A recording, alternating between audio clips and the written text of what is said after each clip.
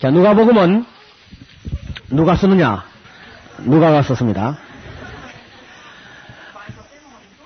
누가복음은 다른 복음서에 비해서 좀 더 정밀성을 기하려고 한 흔적을 볼 수 있습니다.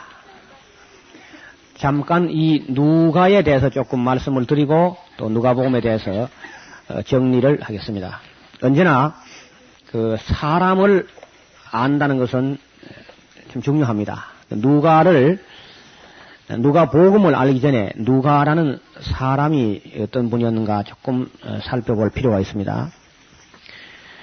신약 성경의 기자들이 다 유대인들이죠. 그런데 이 사람은 헬라인입니다. 신약 성경은 헬라어로 기록됐는데 다른 성경은 다 유대인이 서투른 헬라어로 썼다고 할 수 있어요. 아무리 유대인들이 헬라어가 익숙해도 자기 모국어처럼 그렇게 유창하지는 않습니다. 그러나 누가가 쓴 이 헬라어는 헬라인이 쓴 헬라어라. 그래서 아주 이제 문장이나 문학적 실력이 탁월한 그런 면이 번역을 했는데도 그 증거는 드러납니다. 우리가 번역을 한 책 속에서도 그 증거가 드러나는데 그 증거가 뭐냐 하면은 누가복음은 다른 그 복음서에서 언급하지 않은 굉장히 많은 자료가 첨가되었어요. 그럼에도 불구하고 다른 복음서에 다룬 내용을 또 다 다루고 그리고도 책의 그 길이가 책의 부피가 그렇게 많이 안 늘어났다는 겁니다. 이것은 순전히 그 누가의 문학적 실력에 기인한다고 볼 수 있어요. 그 누가는 대단한 역사적 관심을 가지고 있는 역사가였다고 합니다. 그리고 그의 직업은 의원 누가라 그러죠. 사랑받는 의원 누가, 의사였다 그럽니다. 바울이 누가를 어디서 만났겠는가 하는 것을 놓고 뭐 그냥 간단하게 생각할 수 있습니다만은 그래도 간단치가 않아요. 누가를 만난 곳이 정확히 뭐 어디라고 딱 집어서 말하기 어려워도 어디 갔나?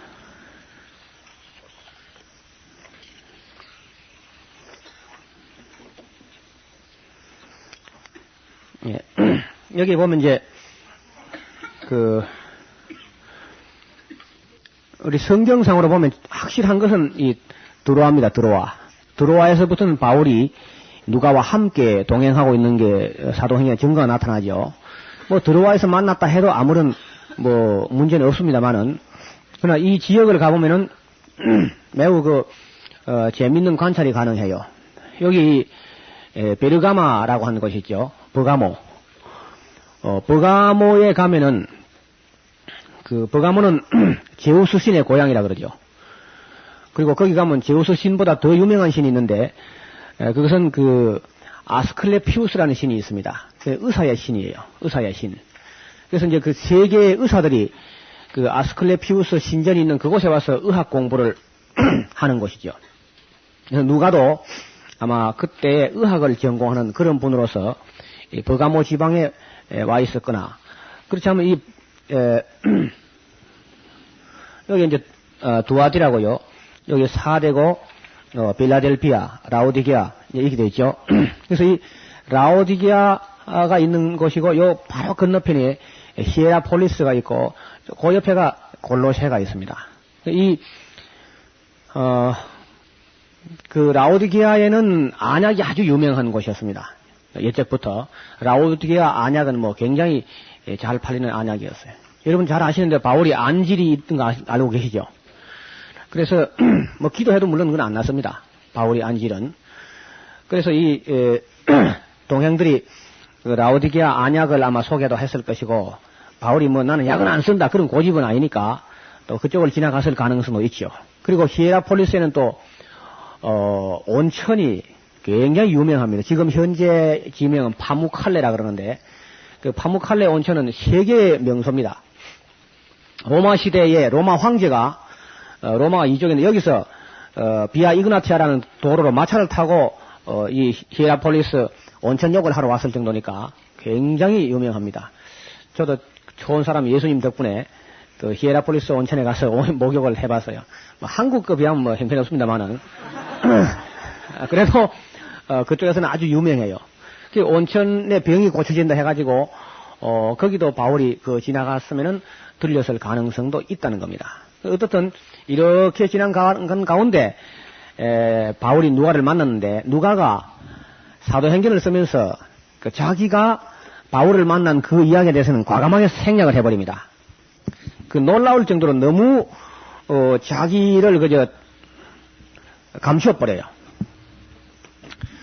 그 사도행전 우리가 나중에 공부하면서 보겠습니다만은 누가가 어떻게 해서 이제 그 16장 10절 이하에 드로아에서부터 동행했다고 볼 수 있는 거니까 거기 그 사도행전을 기록하는 기자가 그 작가의 시점을 우리가 하는 그 1인칭 복수형으로 쓰고 있어요. 거기서부터. 그 앞에는 늘 바울이 바나바가 하면서 3인칭으로 쓰고 있다가 우리가 하면서 갑자기 어조가 달라진다고요. 그래서 그 우리가 한 데부터는 누가가 동행하면서 그 1인칭 관찰자 시점이죠. 그렇게 딱 표가 나요. 그래, 그 확실히 누가가 동행했다. 그렇게 하는데 이 누가는 아마 바울의 그 육신적인 질병을 좀 돕고 치료한다고 소개되었다가 도움을 받았는가 봐, 바울이. 때때로 우리 목사들이요, 어떤 맨날 도움을 주려고만 하지 말고요, 우리 도움을 받으면서 인간관계가 성립된 수가 많아요. 예수님께서 그 수가성 운물가의 여자에게 뭐라 그랬어요? 물 좀 달라 하면서 접근하죠. 어떤 도움을 주면서 접근할 수도 있지만은 도움을 받으면서 접근한 길이 많이 있는 겁니다. 그래서 어디 가서 지역사회에 가면 유지들에게 좀 도와주십시오 하고 그 돕는 즐거움을 그가 누릴 수 있도록 그런 기회를 제공하면서 인간관계가 성립되는 거라. 바울이 아마 육신적으로 병이 없었으면 누가를 못 만났을는지도 몰라요. 바울이 육신적으로 어떤 약점이 있기 때문에 누가를 만날 수 있는 기회가 됐고 또 바울이 이 누가를 만난 것은 기독교 역사상 굉장한 큰 소득이고 의미를 갖습니다. 왜냐하면 바울이 자기가 걸어간 길을 기록을 안 하거든요. 바울은. 근데 누가가 옆에 있어서 그걸 기록함으로 사도행전이라는 굉장한 유명한 책이 남았고 또 누가가 바울을 만남으로 누가복음도 나온 거라. 그러니까 이건 뭐 굉장한 큰 역사죠. 누가하고 바울의 만남이라고 하는 것은 그는 정말 세계 역사의 그 기념비적인 그런 사건이 된 거라. 그래서 누가가 바울을 만났기 때문에 바울은 누가의 영적인 병을 고쳤고 누가는 바울의 육적인 병을 고쳐주면서 서로 협력하면서 아주 그림자같이 일생을 동행하게 됩니다. 누가의 그 아름다운 자세는 놀라운 일이다. 누가도 또 마태처럼 바울과의 그 선거 여행을 그렇게 일생을 하는데 누가가 한 말이 단 한마디도 안 나와요. 물론 자기가 쓰니까 자기 말 또 생략할 수 있죠. 예레미야처럼. 한마디도 누가가 이랍시다 저리하고 봅시다 뭐 그런 말이 없습니다. 묵묵히 그저 따르면서. 그러나 자기가 한 말을 책에 그 무슨 바울하고 무슨 뭐 의견 충돌이 있었는데 그런 거 하나도 없고요. 단 묵묵히 따르면서 그가 하고 싶은 말을 기록을 해서 남긴 거라. 그랬더니 이게 온 세계의 만방으로 누가의 기록이 퍼져나가게 된 겁니다. 그래서 이 누가복음은 그 아름답기로 말하면은 신약 성경 전체를 통틀어서 가장 아름다운 복음서라요. 그리고 아름다운 문체를 가지고 있을 뿐 아니라 누가가 하도 그 문필력이 뛰어나기 때문에 누가복음을 읽으면은 장면이 그냥 다 떠올라 버려요. 그래서 이런 표현을 해화적 표현이다. 그림같이 표현해버립니다. 누가의 문장은 간결하면서 미려하고 그러면서도 선명해가지고 그 이야기를 읽으면서 그림을 그릴 수 있어요. 그래서 대부분의 성화를 그리는 사람은 누가복음을 보고 성화를 그립니다. 아주 예술적인 그런 표현을 되어 있습니다. 그리고 미술 분야뿐 아니라 음악도요. 이게 찬양의 복음이 돼가지고 뭐 천사의 찬양, 마리아의 찬양, 사가랴의 찬양, 시몬의 찬양, 안나의 찬양이 막 나오면서 찬양의 복음이라. 그래서 수많은 성가곡들이 또 누가복음에서 쏟아져 나옵니다. 그리고 누가는 그 특히 약한 자, 소외당한 자, 잃어버린 자, 여자, 사마리아인, 세리, 장녀, 뭐 이런 쪽의 사람들에게 또 관심이 많고 또 여인들 천대받던 그 여인들에 대해서 지대한 그런 애정을 가지고 기록을 해나갑니다. 그런 면에서 아주 누가복음은 사랑받는 그런 복음서예요. 1장 1절을 펴보세요. 우리 중에 이루어진 무엇? 예. 중요한 건 이게 사실입니다. 사실.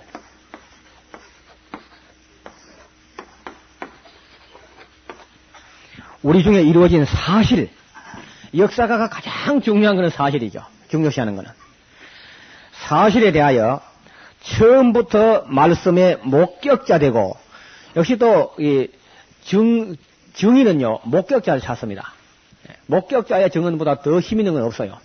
그래서 말씀의 목격자 되고 일꾼 된 자, 사람이 뭐 말씀꾼, 구경꾼, 일꾼 다 있는데 일꾼 된 자들의 전하여 준 그대로, 자꾸 이제 보태거나 빼거나 하면 안 돼요. 전하여 준 그대로 그저 전승된 것, 순수하게 첨가되지 않고 아니면 또 삭제되지 않고 그대로 전해진 거, 이건 매우 중요한 거죠. 내력을 저술하려고 붓을 든 사람이 작아요, 많아요? 많아요. 그러니까 예수 사건, 크라이스트 이벤트라고 하는 이 사건은 기록하려고 하는 사람이 상당히 많이 있었습니다. 많은데도 불구하고 그 모든 일을 근원부터 자세히 미루어 살핀 나도 데오빌로 각하에게 차례대로 써보내는 것이 좋은 줄 알았다. 이렇게 말하는데, 이봐요. 누가가 써놓은 게 많고, 붓을 든 사람이 많은 줄 알면서 또 쓰는 것은 뭘 의미가 있겠죠? 만족하지 않은 거라. 상당한 실력을 가진 누가의 안목으로 볼 때는 여러 써놓은 작품들을 봤지만은 만족하지 않으니까 자기가 조금 더, 열심히 살폈는데, 그거 뭐라고 하느냐 보세요. 3절, 그 모든 일을 살피고, 근원부터 살피고, 자세히 살피고, 어떤 것은 미루어 살필 수밖에 없습니다. 유추할 수밖에 없죠. 그렇게 해가지고 쓸 때는 어떻게 쓴다고? 차례대로 써야 되겠다. 마태처럼 막 주제별로 쓰지 않고, 막 끌어모으지 않고, 차례대로 재구성하는 게 좋겠다. 그런 생각을 가지고 쓴다는 겁니다. 현저한 차이가 나요. 이 지필, 동기, 목적, 저술 방법 이런 것을 벌써 밝히고 있는데 이것부터 벌써 학자적 냄새가 물씬 나요. 그렇죠? 그 다음에 3장 1절 해봐요.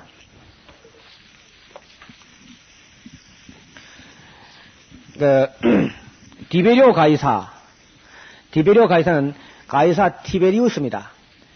초대 황제가 가이사 아우구스투스 옥타비아누스죠.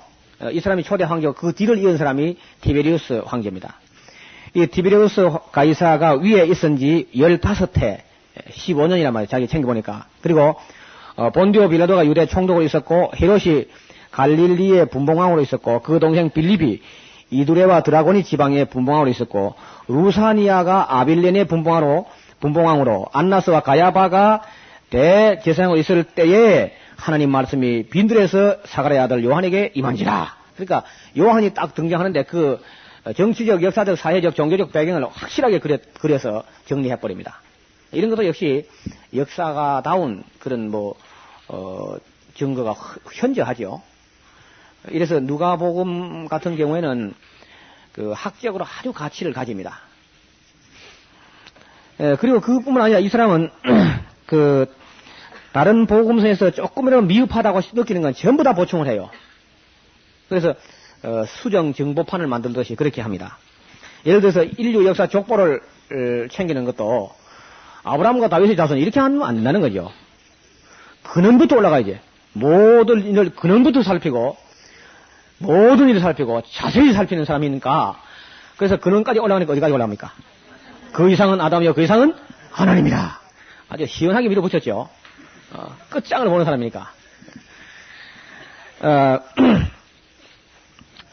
그 다음에 이제 여러 가지 찬양이 나오고 있고 그림처럼 그래 회화적으로 표현하고 있고 여성들에게 관심이 많고 약한 자, 가난한 자, 병든 자, 세리, 창녀, 사마리아인 등의 특별한 애정을 가지고 있고 역사가답게 예수님이 탄생하게 될 때 어찌해서 호적하러 가게 됐는가?